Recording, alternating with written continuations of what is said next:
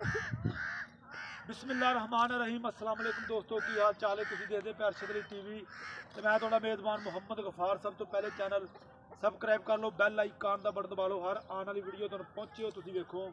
रोज़ की निस्बत इंशाल्लाह बा फजले खुदा चंगे चंगे जानवर तुहाडे वास्ते नीली दे कढ के ब्रैड लैके आईदे ने। अल्लाह की मेहरबानी नाल, अल्लाह के फजल नाल अज एक पैलन झोटी सूई सी ते असीं गए पहुंच।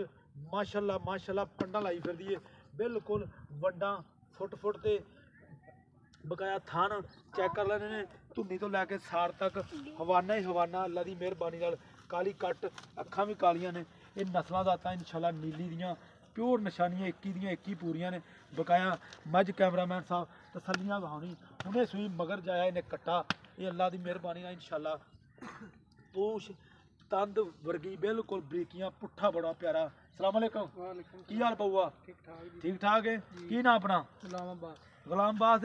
अपने तेरे घर दी अच्छा ते एदी मां शाह दा बावा चंगी सी, बहुत चंगी है। अच्छा आ आप भी दसी जांदी माशाल्लाह बहुत चंगी है। ते अपना दुध देवेगी 8-10 किलो के ज्यादा? आराम नाल ज्यादा दे सी, इसको काट नहीं देंगे। अच्छा नहीं, 2 टाइम का कितना 12-14 दिखी जाए? 14 अक्सर दिखी जाए। अच्छा आराम नाल वो तो पाए लाए थे। ये मझ माशाल्लाह नस्लजात मझ दी अल्लाह दे हुक्म सामने है दोस्तां वीरां दे अल्लाह की मेहरबानी नाल इंशाल्लाह इनू कहंदे आ अल्लाह दे पंडां दे हवाले बिल्कुल हर शै।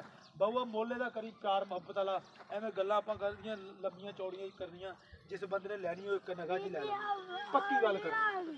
हाँ जी 5 लाख नहीं बेचनी किन्ने दी मझ? पक्की 5 नहीं, जिन्ने दी मझ बेचनी वो गल कर।